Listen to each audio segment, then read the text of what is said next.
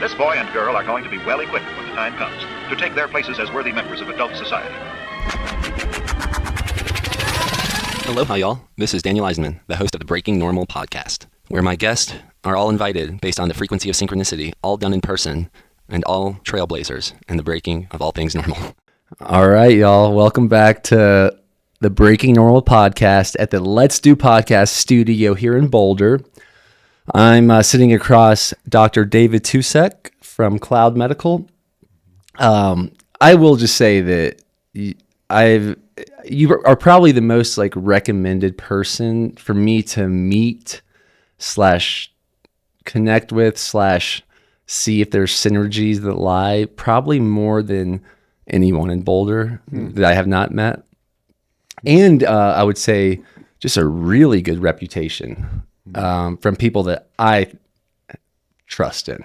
So it's a very exciting time for me to be here with you. And awesome enough, our producer here, he's the one that connected us. So thank you, Yovel, for the connection. And I'm just so excited to get this out and keep rolling with these and ride this wave of momentum with you. So I'm very thankful for you being here. And instead of doing an official intro, we can just publish this right away, Yovel. So this is my intro, kind of plugging the sponsor of my life in this podcast. I was able to gift Dr. David our flagship product. That actually right there is our newest product. I did just file a full patent on the process of making that because we are just freeze drying bone broth, whereas other companies are spray drying it. So this is a very special thing to me. It's called Femur Creamer, and it's just freeze dried bison bone broth from all the bones in the bison's body, from 100% grass-fed, grass-finished bison. So we're getting the spinal tissue in there, getting the collagen from the knees and the knuckles, and we're getting the big femur bones, so all that marrow's coming out. So I put that in my coffee every day. I'm not sure if you drink coffee, but I have probably 100 questions for you. I'm excited to learn more about you, but I also just have a lot of literal questions for you about how I came in here with oregano, know what you think about that. We started talking about pull-ups right away. But that was the Femur Creamer. And then our first product, the Bison Liver Plus Heart, our biggest buyer actually was a cardiologist. And I guess he's not as scared of cholesterol, but he's more into getting women that are low in iron to have bioavailable heme iron and all the B12 and the retinol. And there's plenty of companies that are selling freeze-dried beef liver. So we were the first to do bison liver. And then I got you a tallow balm as well. So there is the plug for Tribe Vitamins. Thanks so much, man. This is like salutogenesis in a bottle right here, man. This looks amazing. I can't wait to try it. Thank you for the gift. Yeah, I'm happy to. Do you drink coffee, by the way? More than I probably should. Okay. What is your opinion? All right. Can you tell us a little bit about you? Just a brief, how you're here in Boulder. Why is Cloud Medical? Why do I keep hearing so much about Cloud Medical and what it is? And then I want to start getting some of the doctor's opinions on some ideas that I know a lot of people care about, like coffee. But yeah, can you tell us a little bit about Cloud Medical and what you're doing to light up the Boulder community to think about health in a different way? Absolutely. I mean, first of all, it's great to be here with you.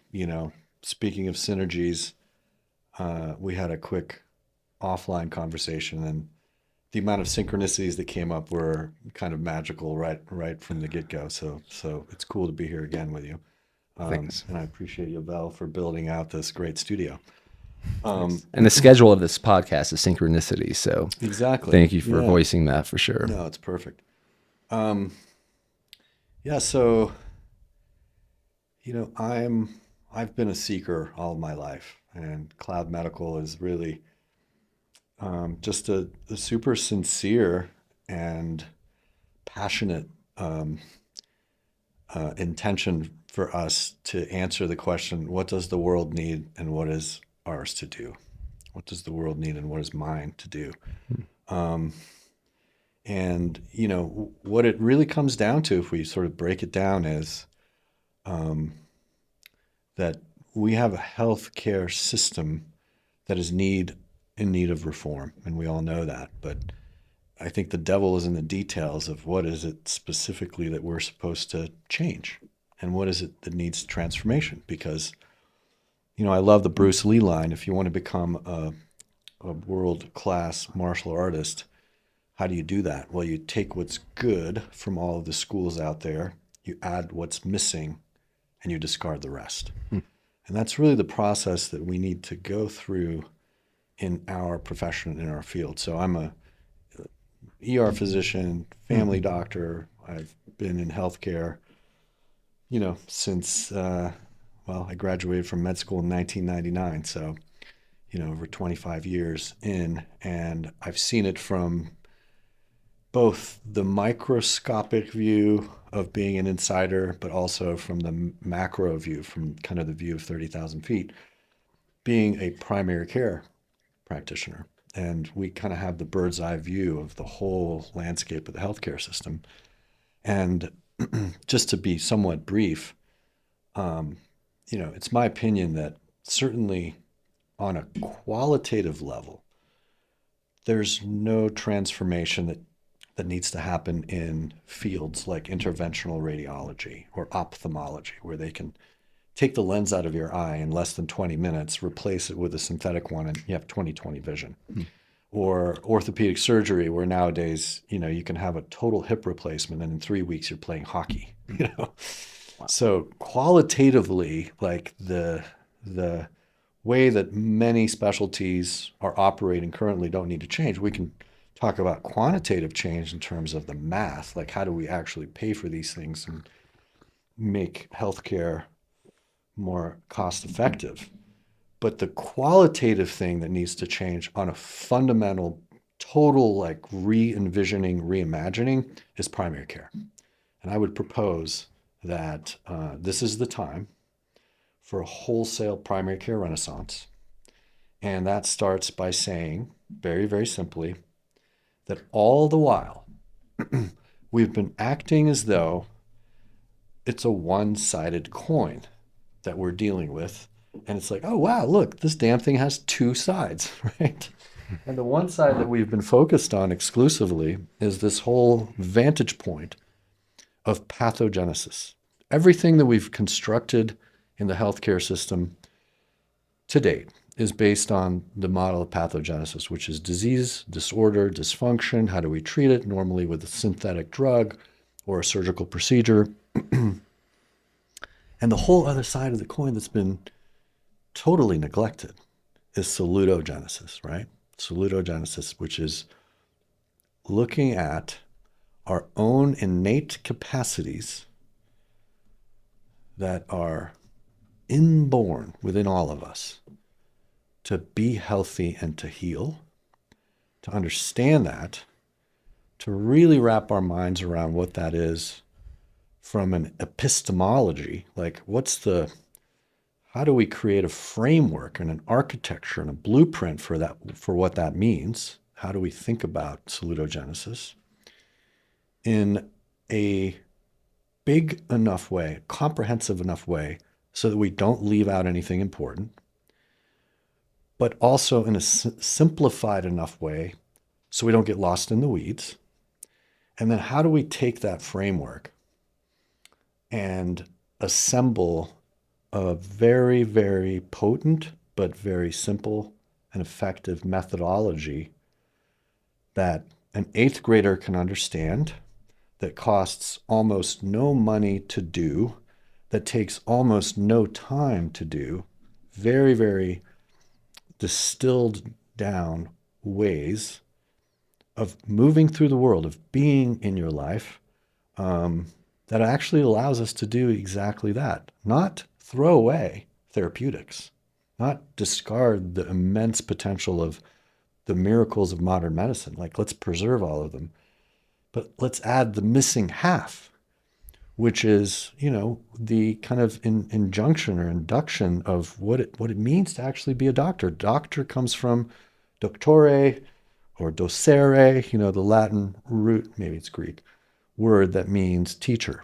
And so what the hell are we teaching, man? What are we teaching our children, our young people, and even those that are more mature? What are we teaching if not, hey man, all of these things are great. All of these drugs are wonderful when you need them. Sometimes we all need an antibiotic. But how do we supercharge our immune system? How do we crack the code of our metabolism? How do we identify our Achilles heels and unlock them so that we don't end up with chronic pain? How do we, stimulate our mitochondria so that we never lose vitality and energy? How do we learn how to self-regulate our autonomic nervous system? All these different things. And that's just, a quick kind of intro of the things that we might consider focusing on as physicians who have embodied the primary care renaissance. I mean, I really believe that that's where we're heading. I believe that there's a line in the sand that needs to be drawn, and we're right on that threshold in this sort of time between worlds where we're like, everybody's aware that there's dysfunction in the mainstream orthodoxy, but we're just trying to figure out how to move into this new place where we can all participate in building the most beautiful world that our hearts know is possible.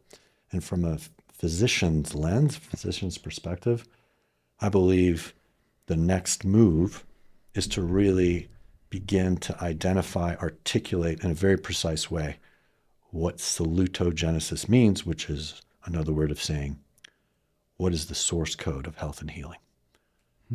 So I hope that wasn't too long-winded, but I would say that was actually amazing. You're a great communicator. I mean, do you have a book out? It almost seems like that was like your intro to your book.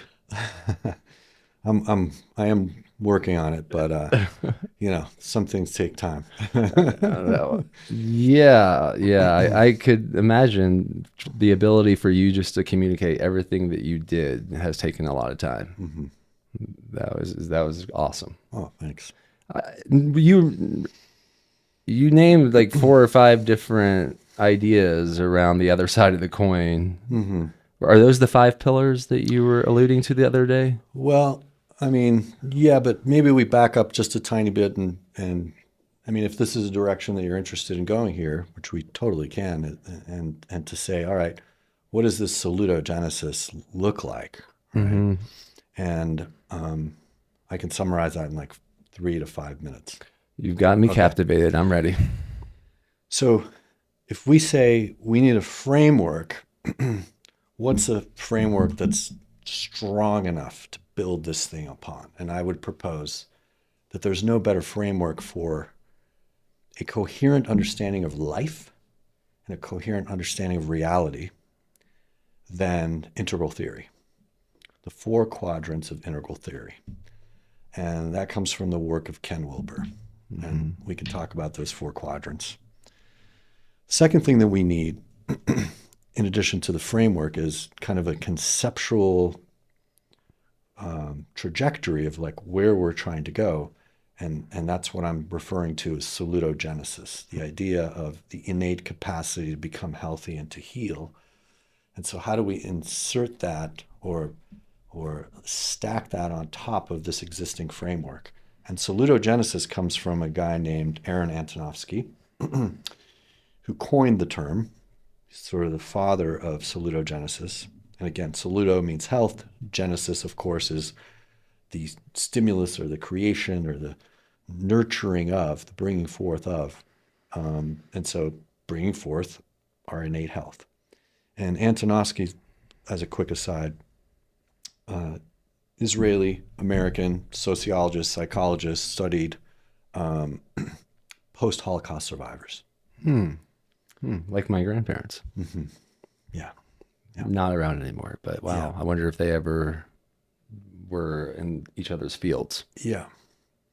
Yeah, and the beautiful inquiry of this, of the tragic nature of those who went through that unimaginable experience in the Holocaust, was that Antonovsky, through his research, found about 2/3, 60 to 70%, were unable to return to what we would normally define as going back to normal life, right? And he said, I want to devote my entire career to studying the 25 or 30% that did.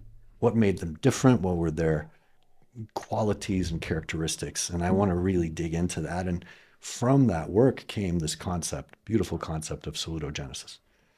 And then third, we need to bring that in to some sort of a a practical and pragmatic system of things to do, system of behaviors. And I think the place that we need to reach into on that score is Nassim Taleb's work on anti-fragility. Okay. Somehow I did not finish that book. It kind of actually rocked my world halfway through, and I put it down. So I'm excited you brought that up. Yeah, and I think the integration of these three things gives us an incredibly powerful and potent way of saying, okay, so I not only know what the components of my life and my reality are, which are these four quadrants, and we can quickly call them my body, my selfhood, my psycho-emotional, spiritual selfhood, my interiors, my relationships to others and to the world, and my relationships to nature. And I mean, we can elaborate more on the precise definitions of the four quadrants in integral theory, but as applied to health, that really works well. Then we say salutogenesis is the tapping into our innate capacities to become healthy and to heal. And then with the anti-fragile frame, we say, we know that things can be fragile. For instance, if we drop this glass and on the ground, it shatters into 1 million pieces. That's a fragile glass. It's made out of glass. If this was made out of wood or plastic and we dropped it, it could chip or dent, but it wouldn't shatter. And we might say, well, that's resilient or robust. But imagine if this thing, the more you dropped it and smashed it against the wall and against the floor, the stronger it got. That's anti-fragile. So anti-fragility is a concept that has to do with understanding precisely the application of certain stressors to any object, in this case, our body, our interiors, our psycho-emotional selfhood, our relationships, and our relationship to nature as a culture, as a society. And how do we do that so that we become anti-fragile in all four quadrants? I have an anti-fragile body. It can withstand immense stressors. In fact, it uses stressors to become more and more, not resilient, resilient, hyper resilient. Like I can take any kind of load on my body, and I know how to progressively do things that increase my capacity for greater and greater load. The same goes for my sense of self, right? So if we break down the three components of our interiors, our conscious state, our superconscious, higher levels of consciousness states, and our subconscious shadow states, how do I relate to those components of my identity, of my selfhood, in a way that I can handle psycho-emotional and spiritual stress at ever increasing levels? How do I then go to the third quadrant and develop the capacities to handle greater amounts of stress in my marriage, in my relationship with my children, colleagues and coworkers, without being like the first glass that shatters when you drop it, right? And ultimately, the fourth quadrant is about this whole idea of what can we do to come together as people who've understood how to cultivate an anti-fragile body so that we have the necessary life force, to cultivate an anti-fragile psycho-emotional state, to have the necessary ability to wake up and grow up and clean up, so that we can go into the third quadrant in relationship and show up together and ask, what does the world need? What is ours to do? And how can we be helpful together? And then move into the fourth quadrant of how do we actually interact with the source of all resources that we need to live, i.e. nature, and become not just unconscious, consumers and people that are seeking convenience, but actually stewards of our planet, right? How do we build the most beautiful world that our hearts know is possible? So I really see it as this upward spiral. It's not like a 1, 2, 3, 4. It's more like you start with the body, then you work on your selfhood, then you work on relationships, then you operate in the world to try to be in service of the things that are healthy and healing on a planetary level. And then we just keep going around the circle in an upward spiral, as opposed to looking at the meta crisis, looking at all these problems that we see in the news every day, that we're witnessing on an ecological level, species extinctions. We look at all of our infrastructures, institutions, and industries, and we're like, oh my God, like never mind healthcare, but what's wrong with our system of education? Why is that not working? What's going on with criminal justice? Why is that not working? And, my whole thesis is that if we could really do this thing called the identification and articulation of the source code of health, and really get clear about what that is, and then inject it into the future versions of all of these industries, infrastructures, and institutions, the future version of education and farming and criminal justice and what have you, that actually is the way that we move through the meta crisis into a way of being where we become worthy ancestors. We are not currently on the path of being worthy ancestors for our children, as a culture, as a civilization. And so this is a broader inquiry that really holds a deep inquiry into what does it mean to thrive and to flourish as a human species. So. Yeah, I mean, this definitely does sound like a book.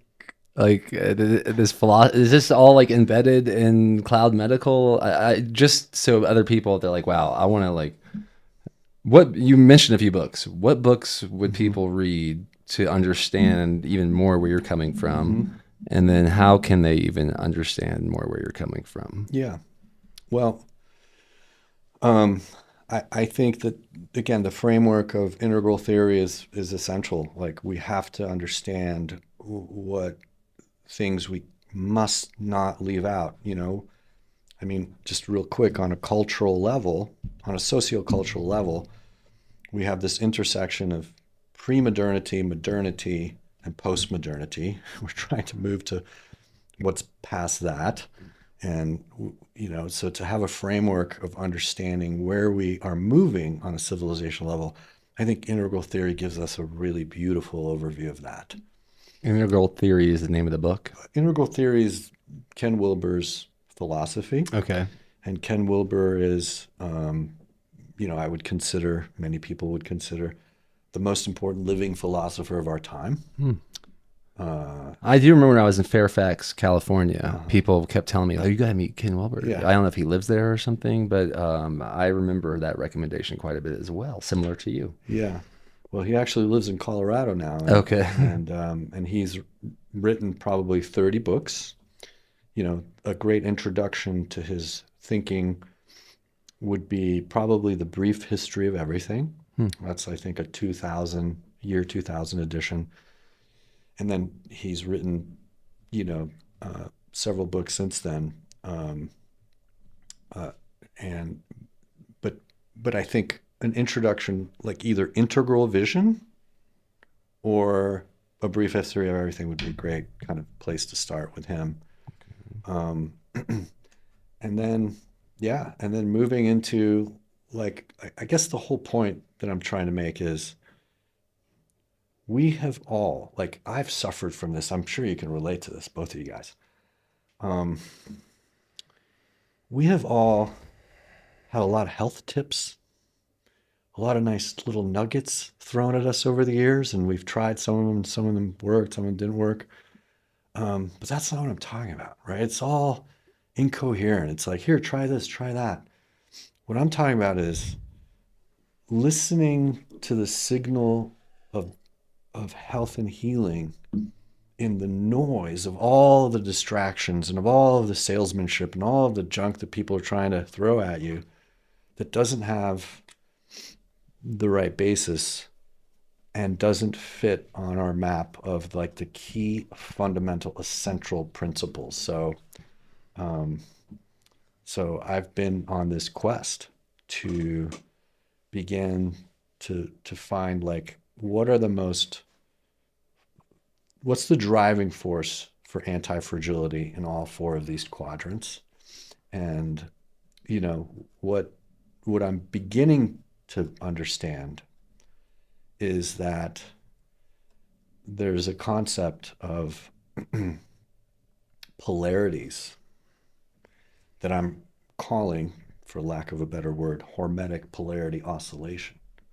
The oscillation between polarities that are good stressors. So there's good stress, bad stress, ugly stress. Ugly stress is stress that we cannot avoid. Like, well, there's glyphosate in the rain and in breast milk now. Good luck trying to avoid glyphosate, right? But we can, to some degree, limit and detoxify ugly stress. Bad stress is avoidable, but not without effort. That would be like neurotrauma, right? So wear a really good MIPS helmet when you're snowboarding so that if you crash, you don't have a serious concussion. So we can mitigate against bad stressors by using certain things to prevent them. But then there's good stress. Good stress are, the word that we use for that is hormesis or eustress, EU stress, good stress. I call it noble stress.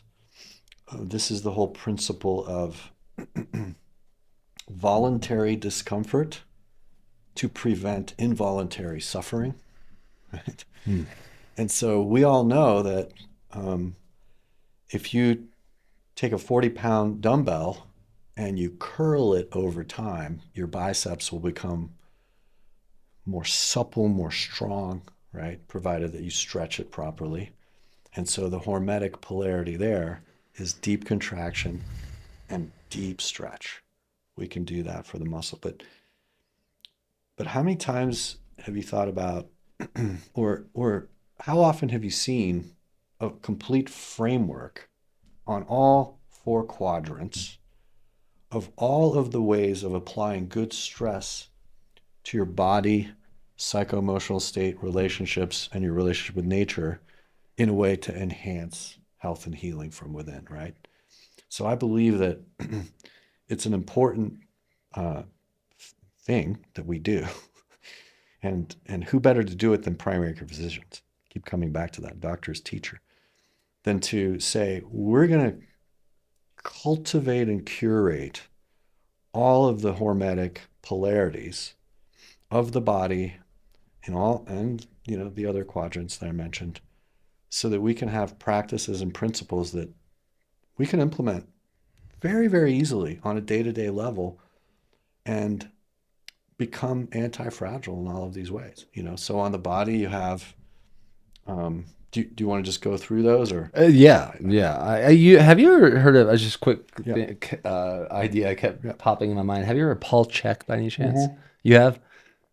Okay, Phenomenal. What was that? He's phenomenal. Oh, you do? Okay, all right, cool. Yeah, so we interviewed him like 10 years ago, and I just remember him talking about similar principles about the doctor, and he's like, and then he got a little amped up because the video production we were doing. He's like, yeah, when I go to the doctor, which I don't, I come on with my shirt off, and if they don't look like me, I'm not taking advice about them from them. And then I love walk the walk and talk the talk, man. I mean, yeah. So I was having a little flashback of that, but I'm just enthralled. I'm enjoying this. So tell me about these good stressors. I love what Paul Chek is doing because he's demonstrating in his actual journey through life, and he's actually a brilliant teacher. He's a brilliant communicator. How to do exactly what we're talking about, which is, how to be healthy from within. So I don't need doctors. So I don't need medicine. So I don't need therapeutics as much. I would propose that even Paul Chek and people who are very, very fit, back to the Bruce Lee thing, that, take what's good, add what's missing, discard the rest. The take what's good of healthcare, like where it's at with medicine now is we're in Star Trek mode, 100%. You know, we now have the diagnostic tools that we've been dreaming about our whole lives. We're in Dr. McCoy land. It's like, lay on the scanner, and in 3 minutes, we'll figure out what's going on. I mean, in a way that was literally 2 years ago incomprehensible. I mean, that's how fast it's moving. So I think if we footnote that, but then we go back to Paul Chek and people like him and say, no. There's so much that we can learn about becoming healthy and becoming, you know, able to tap into our innate capacities to heal. That's the beautiful marriage. That's the beautiful, like, win-win, like cake and eat it too. You know, why compromise? You can have both of these things. So on the body level, if we start with that quadrant and we ask, what are the hormetic polarities? They map along the following. I don't ever want to be sick. I hate being acutely ill. How do I avoid that? I don't want chronic disease. I don't ever want to suffer from cardiovascular disease, cancer, or neurodegenerative conditions. How do I offset those? I don't ever want to have chronic pain. How do I offset that? And then the corollaries are, I want good cognitive function and autonomic self-neuroregulation, and I want optimal vitality and mitochondrial function. And those map along the 5 pillars of health: hydration, nutrition, exercise, sleep, and stress reduction. If you take them as hormetic polarities, like what are the good stressors that I oscillate between? Again, hormetic polarity oscillation. You know, you start with the first pillar, which has to do with our immunity, which has to do with hydration. But we can use water as a hormetic pole, and we can use very, very cold water. So the principle is called befriend the cold. And as I'm sure you know, right? As I'm sure you do, because those of us that have tried it, it's like, oh my God, you know, if I do a cold plunge every day or often, or if I never take a shower that doesn't end with 2 minutes of freezing cold water, or if I walk my dog barefoot every morning in the snow, which I do when it's snowing, and I use cold as a friend, but I don't stay in the cold plunge forever. No, I reheat, right? So then the other pole of that spectrum is heat. And so I use a very, very cold temperature, very, very hot temperature, and we can get into the molecular biology of what both of those do, all the different heat shock proteins and anti-inflammatory cytokine mediators. So it's just immense. And all I can tell you, and we can go through all 5 of these pillars with personal examples of me on my own healing journey. I was the kid with the worst immune system in the world. I was in a medical textbook because I had this horrible viral rash that almost took my eye. And up until my 30s, I would get sick 8 to 10 times a year, which I absolutely hated. And I now get sick almost never. I mean, maybe 0.3 times per year. Like once every 3 years, I'll get a cold. I went from 10 times a year to almost never. How? Was it vaccines? No. I don't have a problem with vaccines. We offer vaccines in our practice. But vaccines did not supercharge my immune system against all pathogens. Befriending the cold did. Befriending the cold 100% did. And it's done so for millions of people that have experimented with this, right? The second principle or polarity, it has to do with our metabolism. And that's fasting and refeeding, right? So the ability to expand our time between meals, time restricted feeding, intermittent fasting, or any other form of fasting, there's a million different ways of doing it. Again, we can get into all of the known benefits of that and, you know, talk about how important that is to help us remember that we're hybrid engines. Most of us are running around thinking we're just gas guzzlers. When I run out of gas, I'm stalled on the highway, bonky, hangry, passing out, getting the 3 o'clock crash. We forget that, oh my God, even lean people like you and I, we probably have 6 weeks of energy stored as fat in our body. You and I would not starve for over a month if we didn't eat. Nothing bad would happen.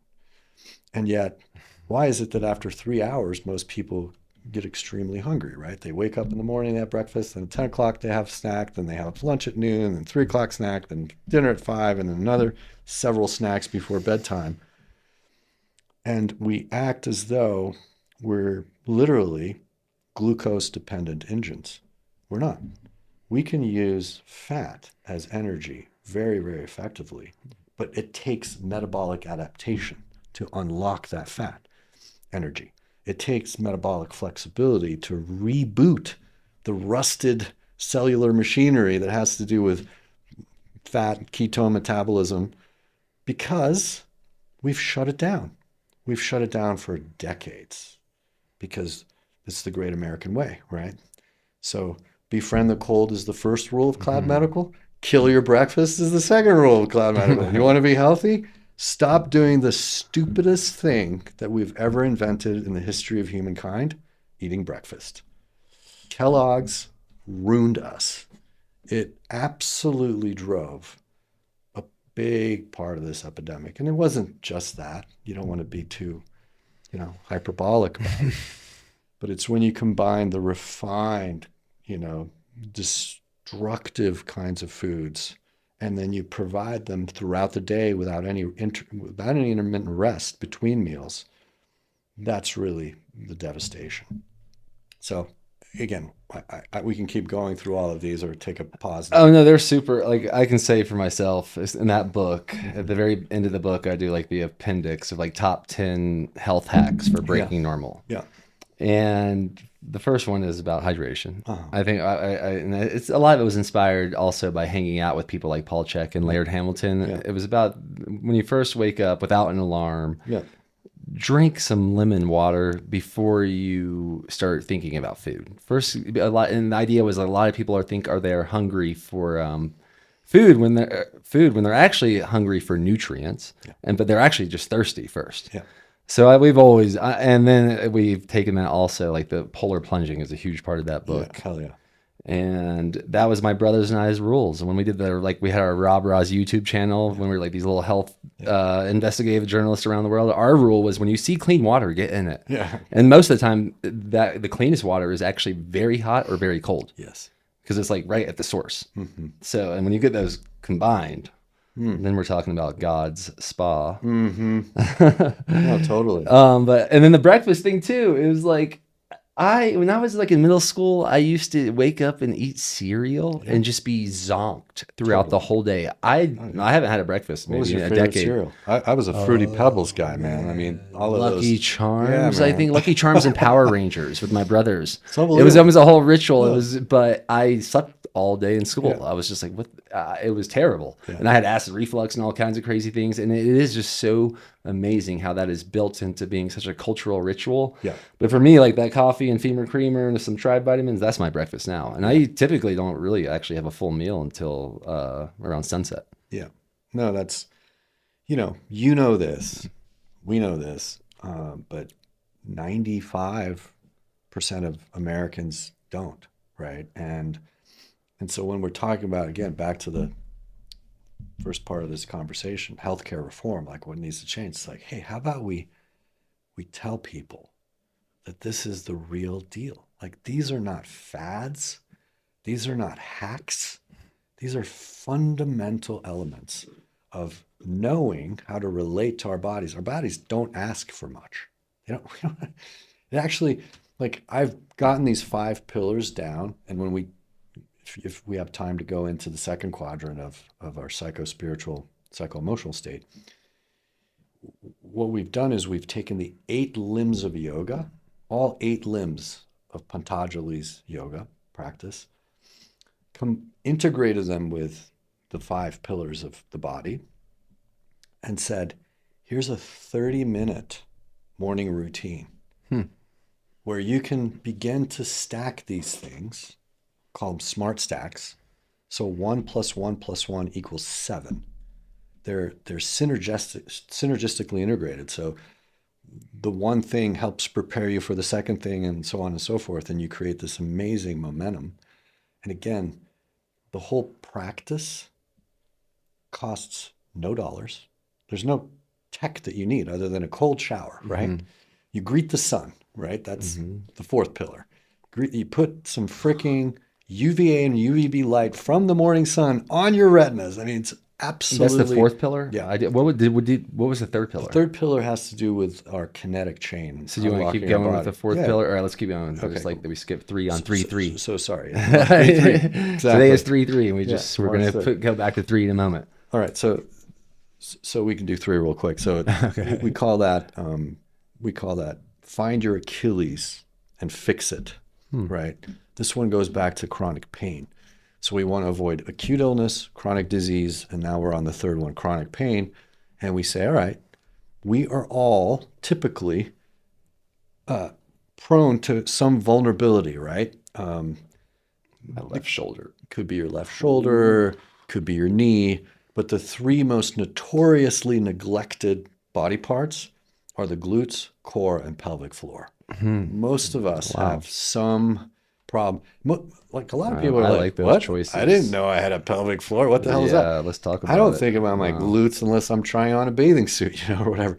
And so these are like the third was the core. Core. Yeah, I totally agree with these things. That's like everything emanates from these. Everything emanates from there, right? So 80% of people will end up having chronic back pain at some point. And if you don't understand that the core is not your 6-pack, right? The core is, if you remove your 6-pack and all the abdominal muscles, what's beneath there? Well, your guts, your intestines, and all of your abdominal organs. If you remove those, what are you looking at? The front part of your spinal column. And laying on top of the front part, the anterior part of your spine, are these incredibly powerful muscles like the psoas and the iliacus. Those are the core muscles. And most of us are like, I didn't know I had that. I don't know how to strengthen it. I don't know how to stretch it.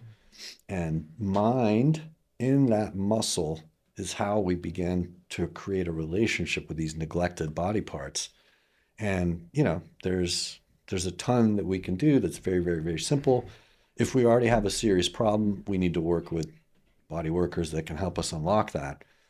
But when we're working with the kind of body worker that says, oh, you have knee pain, let's look at your knee, you already know you're in the wrong place, right?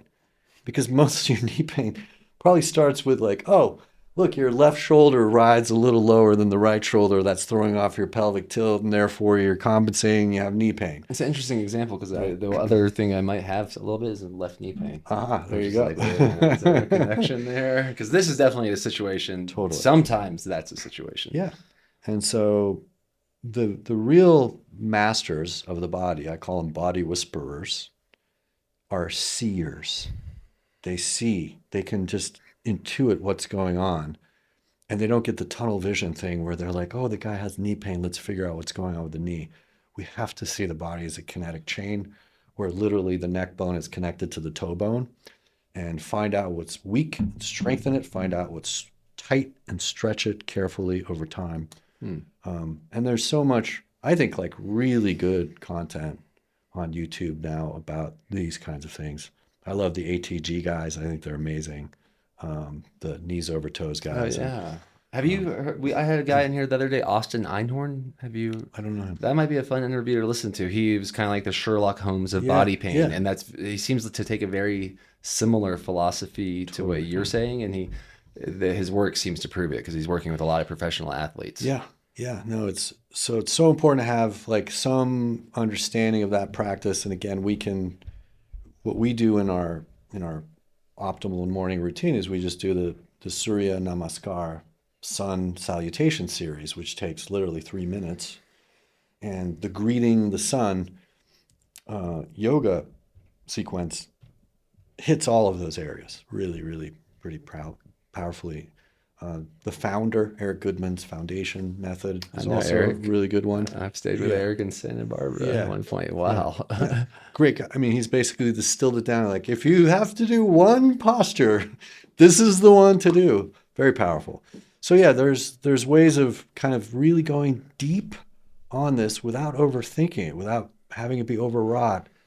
The goal of which being, God bless the orthopods, the orthopedic surgeons. Again, they're so, like, I'm in awe of what they do, but even better to avoid the unnecessary, back surgery and knee surgery and all that stuff. The fourth pillar is has to do with sleep. So again, hydration, nutrition, exercise, sleep, stress reduction. You don't want to be a dehydrated, Pop-Tart eating, sedentary, insomniac stress ball. Nothing works well, right? So the fourth pillar of sleep and rest begins with optimizing our circadian rhythm. How do we optimize our circadian rhythm? You have to greet the sun. This goes back to the three great phobias, the great myths of our time. Fat is the enemy. Sun is the enemy. Salt is the enemy. It's like, okay, hilarious. 0 for 3, man. Like, that is a terrible idea to avoid fat, sun, and salt, let me tell you. But that's, most physicians will say, you got to have a low salt diet. You got to put SPF 4 million from head to toe all over your body, right? And then wear ear flaps with your hat so that, God forbid, you get sun on your ears. And then you have a vitamin D level of 2. And then don't eat salt. And when we tell people, look, I mean, there's some folks who are already extremely frail and they, have severe hypertension. I'm not recommending this wholesale, but most young people that are implementing these practices actually are salt deficient, not just sodium, but magnesium, potassium, all the other minerals, and we need to replenish those. So anyway. Tallow balm, I've heard it has a natural SPF of 4, not 4 million, but natural. Beautiful. I have not used sunscreen in a long time. I couldn't understand when I smell sunscreen. I just can't. And if I know that it's illegal in certain parts of the world because of the reef health, like the Great Barrier Reef in Maui, and that's my biggest pet peeve at Ebengee Fine Park. When it gets real hot, people start spraying that stuff on them. And I'm like, man, if you're going to use that, maybe you should use it in the shade so it doesn't like burn into your skin. That's a little pet peeve of mine, but I'm resonating with a lot of this. Totally with you. And the morning sun, I think, is the best sunscreen. If I go out in the creek and do some breath work in the sun and get that like first hour of sun, I feel like my skin's more protected for the rest of the day. It's amazing. I mean, the scientific data on this sun exposure in the morning, especially, and what it does for our metabolism, how it regulates leptin and POMC and all these unbelievable neurotransmitters that for sure have a lot to do with our circadian rhythm, sleep cycles, and all that, but also our metabolism. Why do you think it is? I certainly find this. If I have a shitty night's sleep, my appetite and metabolism is more jacked up than if I do a really long bike ride or something, So sleep is critical. Greeting the sun is a quick hack. Obviously, each of these pillars has many other things we can do that are more powerful, but the polarity there is light and dark. All right, so use light and dark, and of course, about junk light and blue light and the importance of red and amber lights in the evening after sunset, and all of that's really important. And then the fifth pillar is breath. So hyperventilation and hypoventilation, or breath holding, the importance of operating and using breath as the modulator, the regulator of the involuntary nervous system. It's like, wait a minute, I thought you said it's involuntary. It's like, it turns out it's not that involuntary. So the autonomic nervous system, the sympathetic parasympathetic nervous system, we used to think we can't really regulate or control it. Well, here's the thing, right? If you take a really deep breath right now, fill your all the way to the top. First of all, it just feels so good because we're shallow breathers, right? It's like, give me permission to take a deep breath. This feels so good. What we're doing there is we're creating a vacuum in the thorax that brings up a little extra blood from the lower extremities. That causes a little more volume to hit the ventricle of the heart and delay the next heartbeat by a fraction of a second. That changes your HRV. You just totally altered your HRV there, heart rate variability. And if you have a Garmin or a Whoop or Apple Watch that's tracking HRV or Oura Ring, many of those apps, you're like, where does it say HRV? It doesn't. It's called stress, right? That's the units of stress are heart rate variability. And so what we just did is we took a voluntary mechanical act, deep breath, to change the physiology of the heart, HRV, to create a state change in the mind. I feel less stressed. Because all of those apps, at the end of a day, when you have a high or a low HRV day, high or low stress day, obviously inverted, the magical, crazy thing is, it's like, oh my God, they're right. How does my stupid watch know that I had a really stressful day? It's always on the money. Well, it knows because it's related to this cardiac physiology. And so we just said, voluntary simple active breath changes the heart physiology, and that directly correlates to an autonomic shift in your overall psycho-emotional state.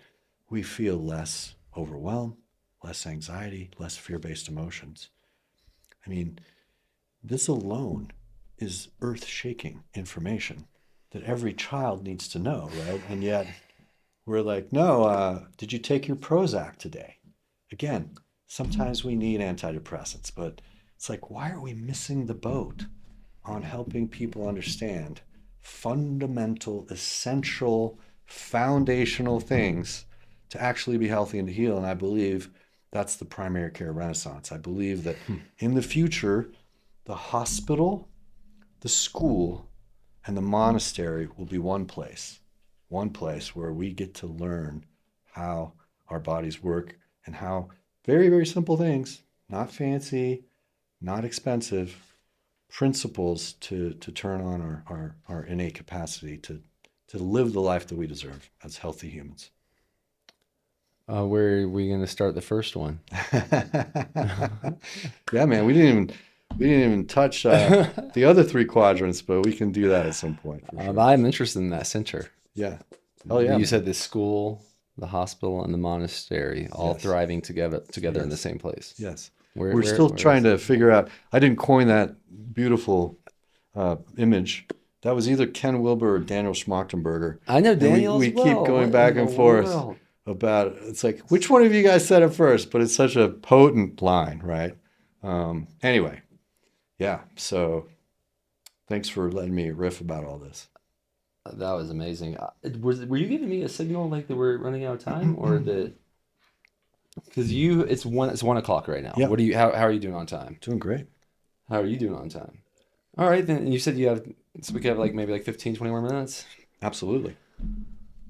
Man, I am curious about that. Have you had aspirations around that type of reality? Yes. And how are you envisioning that currently? I mean, it seems like you're already doing it in many ways, but I am kind of the literal. Have you thought of a literal spot or anything like that? Well, again, we're interested in,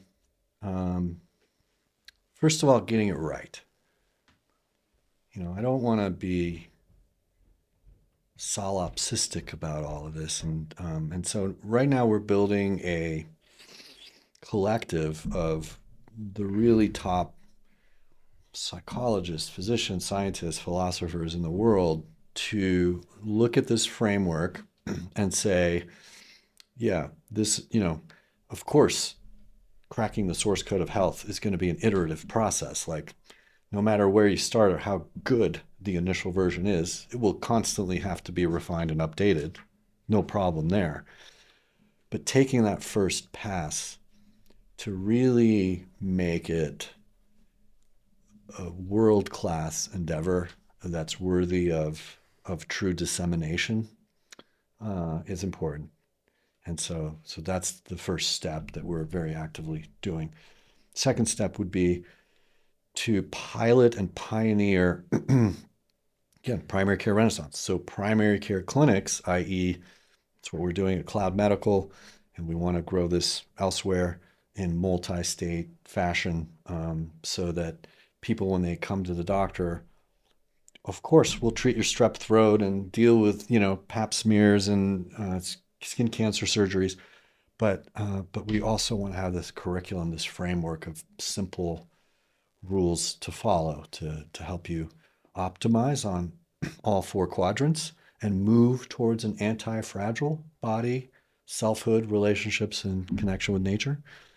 And then, we're also, just to be totally honest and straightforward with you, when I was a little boy, around age 12, I heard this quote that blew my mind. I actually didn't know what the fuck it meant. I didn't know what he was talking about, but it sounded so cool to me that I never forgot it. And only many years later did I understand what he meant. But it was Carl Sagan, and he said, if you want to make an apple pie from scratch, you must first invent your own universe. And what we're doing is we're reinventing the universe of healthcare from ground up, because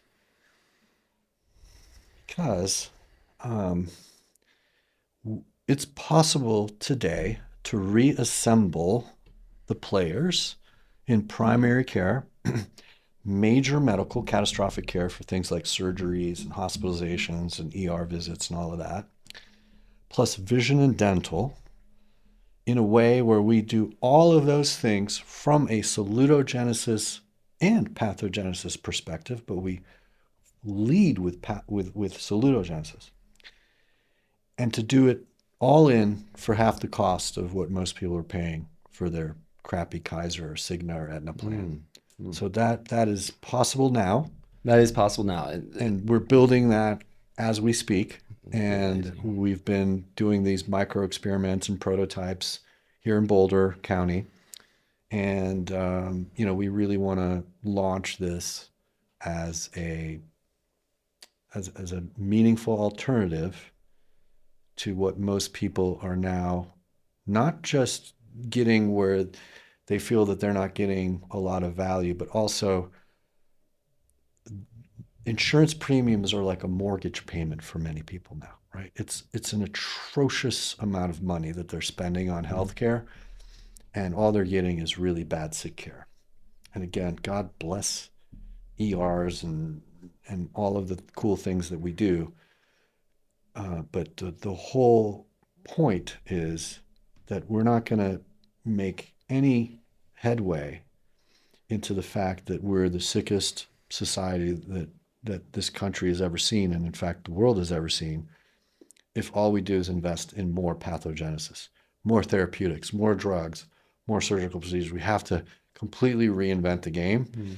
And so we're creating this new apple pie from scratch and saying, how do we reassemble this in a way that we, again, take what's good, add what's missing, and discard the rest.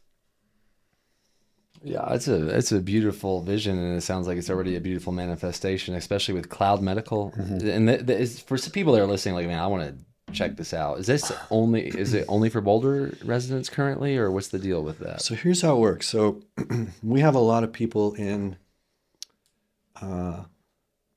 Colombia, England,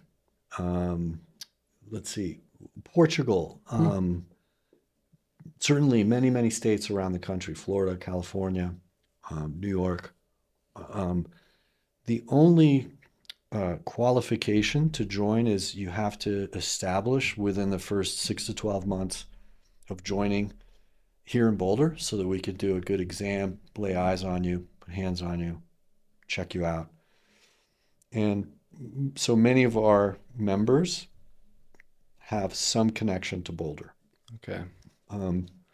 But since this is such a great place to visit, there are some people that don't actually have a home in Boulder.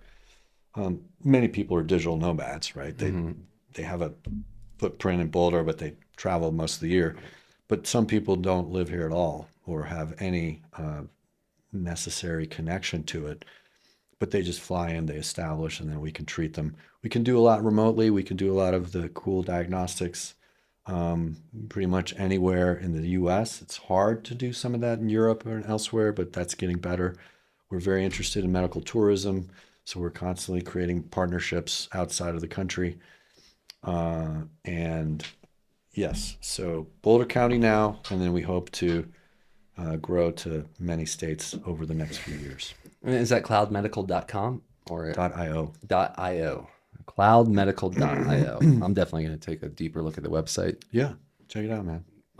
This is now I understand why this meeting was so recommended, especially the 5 pillars of health. I'm like, man, that is very aligned with that you book. probably wrote about them all right here. Breaking In my normal. own words, but I love Fantastic. love other people's perspectives on this.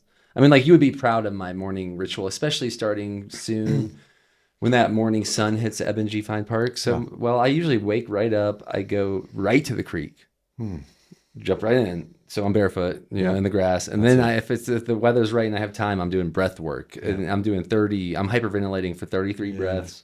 So good. Holding my breath as long as I can, or at least 2 minutes, and doing 3 rounds of that, and praying. And all kind I mean, I so resonate with what a lot of the foundational principles that you're these stressors to make us more anti-fragile. Yeah.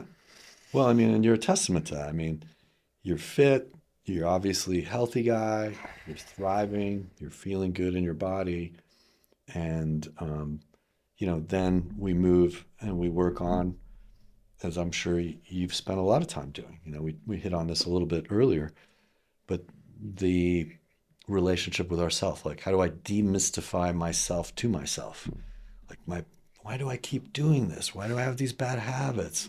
Why am I looking for a dopamine hit in all these bad ways? And, what are the deep core wounds that keep haunting me? What are the traumas that I need to heal? And all of that stuff, right? That's such an important part of our health journey, so that we can then show up in our relationships and not perpetuate that trauma. As you and I are both fathers, and it's something I agonize about. Like, how do we take those inner wounds of our own and clean them up enough that we're not constantly just pushing them off to the next generations? It goes back to how do I become a worthy ancestor to my children? That's also a great sentiment. I haven't thought about it in that, like, that phrase, like, how to become a worthy ancestor. Not my phrase either, but I too love it. And I think, this whole idea of, I think we're here to do something important. We're here to, we always talk about the cosmic joke. The cosmic joke is, what's my purpose, man? How do I find meaning in life, man? And eventually, like, you get the joke. It's like, bro, it was never about you. It's about your gift. It's about your offering. It's what you are here to contribute in service. And then suddenly, like, this whole notion of, what's my whole, what am I trying to find? Like, it all goes away. It's like, I was just trying to be a good human by moving into the energy of service and loving kindness for my brothers and sisters. Like, when we're in allegiance and in coherence with that, man, it's like a panacea for anxiety and depression and nihilism, and all those things just kind of completely dissolve, right? Or certainly, it's a very important thing to keep coming back to. And so being a worthy ancestor is really deeply allowing yourself to sit with these questions of, well, what is that? What does the world need, and what is mine to do? The world needs a lot. It's not all mine to do. So what is my lane? And being loyal to that, being devoted to that, I think is a really, really beautiful thing. My favorite quote of all comes from, if you don't know the story of the Gnostic Gospels that were recently discovered in Israel and in Egypt. Recently. Like these were, we know the gospel of Matthew, Mark, Luke, and John in the Bible, but there are all these other saints, like St. Thomas, that wrote these very profound, elaborate Christian theological gospels. And the story of how they were found is absolutely mind-blowing. I mean, it has to do with murder and intrigue and buried things in urns in the desert. And these people that were trying to find where to bury the body found these pieces of paper with this esoteric writing on them, and they took them home, and their mother used many of them to start fires in their stove, and like some of them got burnt. I mean, it's a crazy story. But coming back to it, St. Thomas said, and I think this is like one of the most potent things we can always come back to. Bring forth what is within you, and it will heal you. Fail to bring forth what is within you, it will destroy you. We all have this thing, this reason, right? This mission. And discovering that through not what is in it for me, but what am I here to do to serve? Coming back to that is really, I think, one of the most fundamental places to start when we talk about health and healing. This is like, you want to talk about health? Bring forth what is within you and it will heal you. I mean, that is a central tenet. So anyway, I really loved the opportunity to just unpack some of these ideas with you. Yeah. I was very happy to witness, listen, reflect. I'm definitely like, there's some podcasts that I usually re-listen to the podcast to, just for whatever reasons lately, to pull out good moments to market it. And I'm very excited to re-listen to this podcast, not for reasons beyond that, just for my own personal reflection reasons. Sweet. And for the evolution of myself. I feel like at my highest moments and my best moments, I feel life, that's what life is an upward spiral. Yeah. And sometimes, at those highest moments as well, sometimes I've wondered, I thought I was going to ask you like a bunch of questions about like cholesterol and stuff. But sometimes I've wondered like, if I made an agreement before I was born or something about this path, this lane for me. Sometimes I will confess, like at those highest moments, I've also really pondered that feels like a convicting question. Like, did I make an agreement? Yeah, brother. Now we're talking. We do events at Cloud Medical, and the last one that we did last week was on family constellations, which is the work of Bert Hellinger, who he was a German Christian missionary, I think in the 50s, and he went to work with Africans, I think in the Zulu tribe, to convert them. And he was there for a few years, and then he came back to Germany, and the bishop, whatever, was like, so how did it go? How many did you convert? He's like, it was very successful. They all converted me to their way of thinking about ancestors. And he developed this methodology called family constellations on the basis of what he learned in Africa. And to your point about what was my contract, or what was this promise that I made, and was it even in this lifetime, and did it have to do with some of the other promises in my lineage going back in time, right? Unpacking these profound themes. A great introduction to that work is Mark Wolin. Mark Wolin you have to listen to this YouTube video of his called It Didn't Start With You. It's absolutely riveting. Yeah. And basically he explores all of these threads of continuity, which we're now even beginning to decipher and unpack and understand from an epigenetics perspective.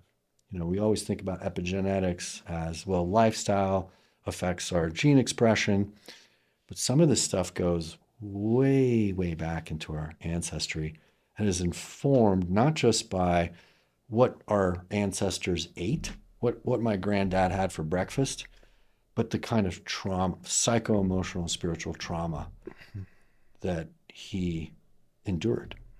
And that gets transmitted as well, right? And so this work, Family Constellations, Mark Wolin, It Didn't Start With You, is another just beautiful example of putting these pieces together, because it's a mountain that doesn't have a top. You never get to the top, but it's a beautiful, beautiful climb.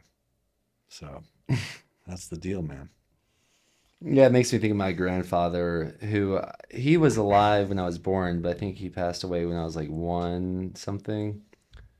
But he was like apparently my hugest advocate, and he's the one that, with his dad, lived under a potato, like under a graveyard, and had a little potato garden until they could flee from the Holocaust. Right. And I wonder how much breaking normal has to do with him. Yeah.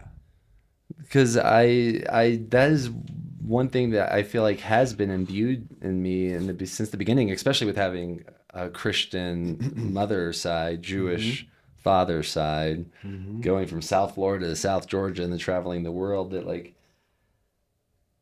yeah, there's something there with my grandfather.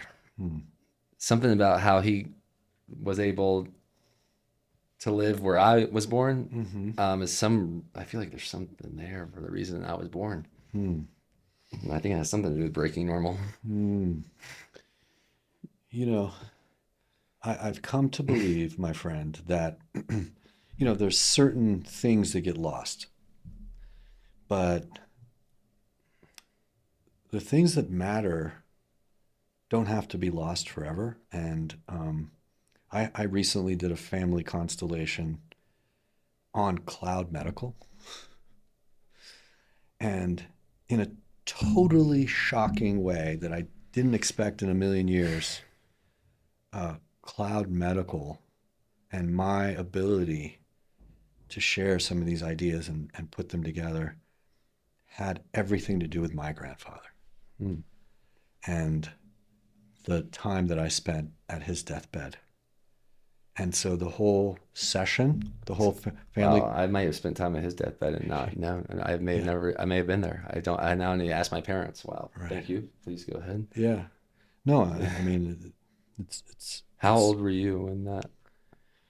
I was in med school when he died. So, okay. Yeah, in Prague. And what was just incredible is, like, it became crystal clear to me that the evolution of my work and of cloud, he and I had unfinished business on an energetic level that we needed to work through for the next phase of my own personal evolution, both as a man, as a human being, and as a practitioner. And so, yeah, I mean, I think that, life is far more rich and beautiful and complex than we have given it credit for. I mean, certainly in my profession in general, I think it's really just been a reductionistic approach of, well, if we can't distill it down to cells and molecules and atoms and, then it's not real. And I think it's time to reclaim the inner knowing that we all have that that's not true.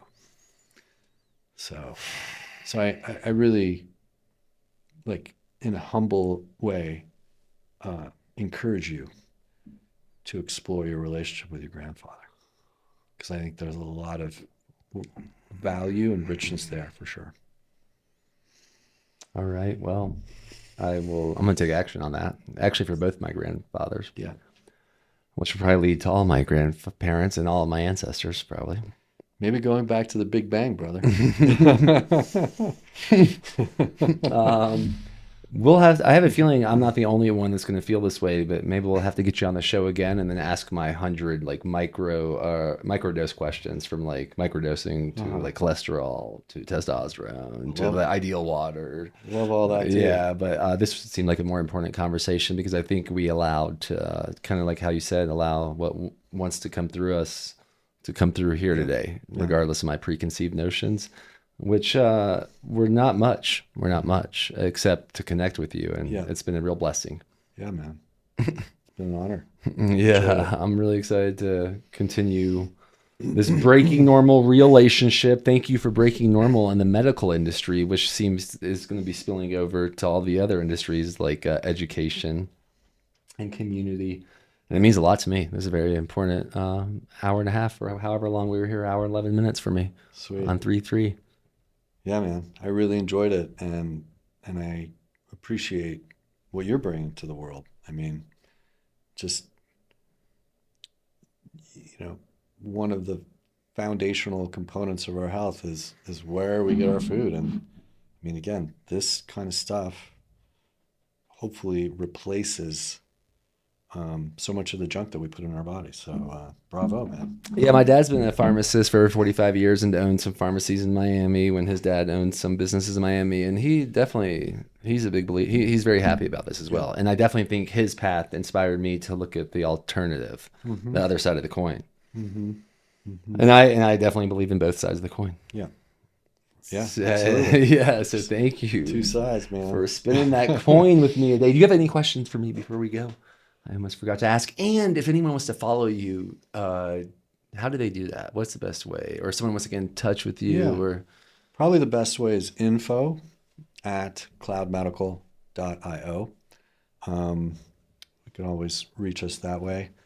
And, we are moving into, just a time where we're more out there and more social. And I think our ideas at Cloud Medical have congealed enough to where we think they're mature enough to begin to share with a broader audience. So we'll be doing that. But it's early days for me.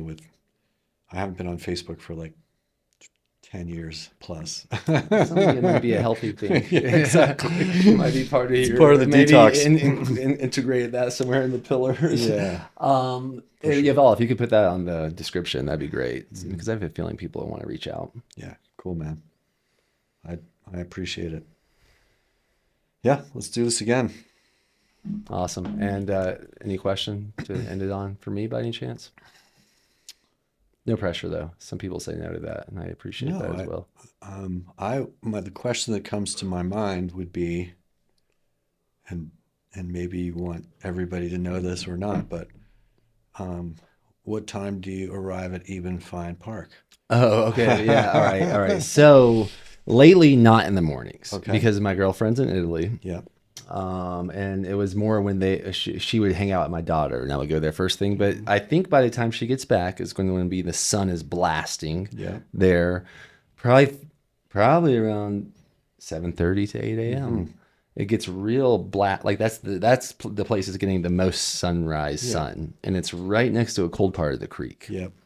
And I like to go back and forth. And I like to do my breath work in the sun, and I like to put that tallow once my skin dries. Mm-hmm. And man, that just does feel like it feels like that's what I want if I had met a doctor that prescribed me to do that, then I would probably want to be affiliated with them.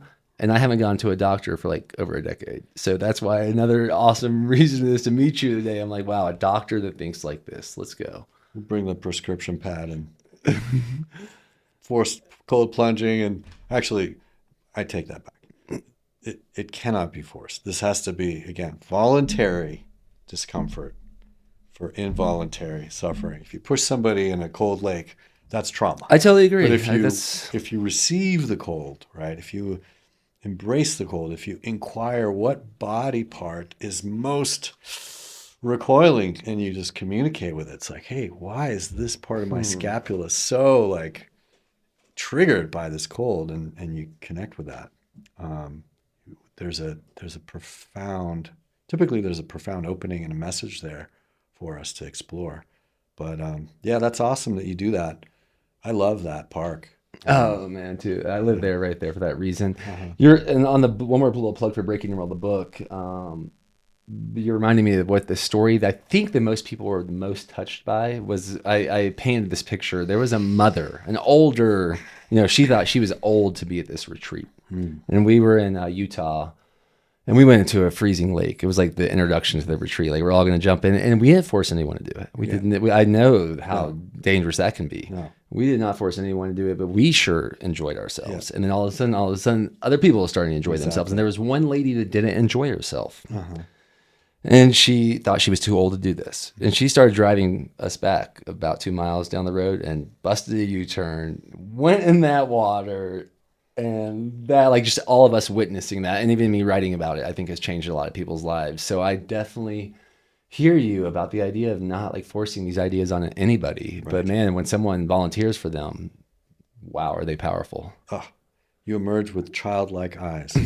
You're just like giddy and just exactly. Like, oh my God. Exactly. So good. So good, man. And the rewilding, the inner child. Hell yeah, man. Thank you, man. This is really Breaking Normal experience to meet someone in the field that you are and doing what you're doing with it, and I feel like resonating in such a childlike way, like a pure child, like joyous, healthy way. Yeah, totally, man. You were talking about doing like 50 pull-ups at age. What was that? Can we end the story that the people didn't hear in the beginning? What was it, 50 by 50 thing? Yeah. What was that? I got a little too David Gogginsy. So you aim to do 50 pull-ups in a row at age 50? Yeah, I got to about 42, 43. 42 pull-ups in a row. Yeah. At age 50. Yeah. I mean, that's the kind of doctor that I want to work with. Well, it started taking a little toll on my epicondyle, and it was actually a funny story that at some point we can talk about, but I went through like all the peptides. I flew down to Mexico to do stem cell treatments. I always try to use myself as a guinea pig for what's out there to optimize, and what ultimately fixed it was doing free hangs, like really unlocking my bis and tris and all of the forearm muscles through like full release hanging. And yeah, whatever is going on with your shoulder, like the best risk benefit ratio application is hanging, like 2 minutes a day, 3 minutes a day, whatever you got, just releasing everything. And so many of these niggles can be worked out that way. Not all of them, of course, but worked better for me than stem cells in Mexico. Man. Wow. Yeah, I do want to hear more about that story. So maybe we'll get them back on the show, y'all. Let us know what you think. If you have any questions, leave a comment on the podcast so I can ask them next time. Thank you. Thank you, man. Thank you, Yvel. Thanks, Yvel. Keep breaking normal, y'all.